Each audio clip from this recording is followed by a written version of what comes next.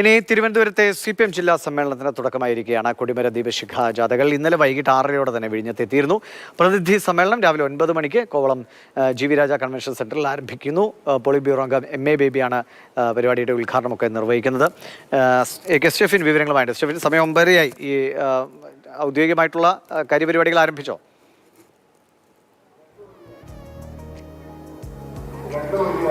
ദിവിഷ്, പ്രതിനിധി സമ്മേളനം തുടങ്ങിയിട്ടില്ല. 9 മണിക്ക് തുടങ്ങുമെന്നാണ് അറിയിച്ചിരുന്നത്. ഇപ്പോൾ നേതാക്കന്മാരൊക്കെ തന്നെ എത്തിയിട്ടുണ്ട്. CPM സംസ്ഥാന സെക്രട്ടറി MP ഗോവിന്ദനും അതോടൊപ്പം തന്നെ ഇന്ന് ഈ പ്രതിനിധി സമ്മേളനം ഉദ്ഘാടനം ചെയ്യുന്ന നേതാവ് പോളിറ്റ് ബ്യൂറോ അംഗം MA ബേബി അടക്കമുള്ള ആളുകളൊക്കെ തന്നെ ഇവിടെ എത്തിയിട്ടുണ്ട്. എല്ലാ നേതാക്കന്മാരും വന്നിട്ടുണ്ട്. അല്പസമയത്തിനും തന്നെ തുടങ്ങുമെന്നുള്ളതാണ് നമുക്ക് മനസ്സിലാക്കാൻ കഴിയുന്നത്.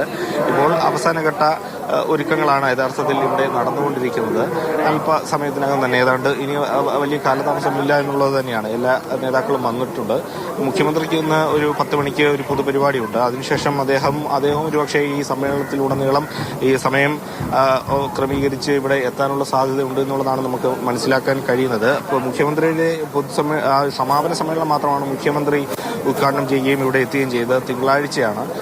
ഏതായാലും ജില്ലയിലെ പാർട്ടിയെ പറ്റി പറയുമ്പോൾ ഈ പ്രകടമായ ഒരു വിഭാഗീയത മറ്റു പ്രശ്നങ്ങളൊന്നും തന്നെ ഈ തിരുവനന്തപുരത്ത് ഈ സമീപകാലത്തൊന്നും തന്നെ ഉണ്ടായതായി അറിവില്ല. പക്ഷേ എങ്കിലും ജില്ലാ സമ്മേളനത്തിന് മുന്നോടിയായി നടന്ന ഏരിയ സമ്മേളനങ്ങളിൽ മംഗലപുരം ഏരിയ സമ്മേളനത്തിൽ നിന്ന് ഏരിയ സെക്രട്ടറി ഇറങ്ങിപ്പോവുകയും തുടർന്ന് പാർട്ടി മാറുന്ന അടക്കമുള്ള വലിയ വിവാദങ്ങളിലേക്കൊക്കെ തന്നെ നയിച്ചതൊക്കെ നമുക്ക് അറിയാവുന്നതാണ്. അത് മറ്റ് ഏരിയ സമ്മേളനങ്ങളിൽ ഇതുപോലെയുള്ള പ്രശ്നങ്ങൾ ഉണ്ടായതായി അറിയില്ല. 19 ഏരിയ സമ്മേളനങ്ങൾ ഉണ്ടായിരുന്നു. അതിൽ 3 മാത്രമാണ് ഒരു തെരഞ്ഞെടുപ്പ് നടന്നത്.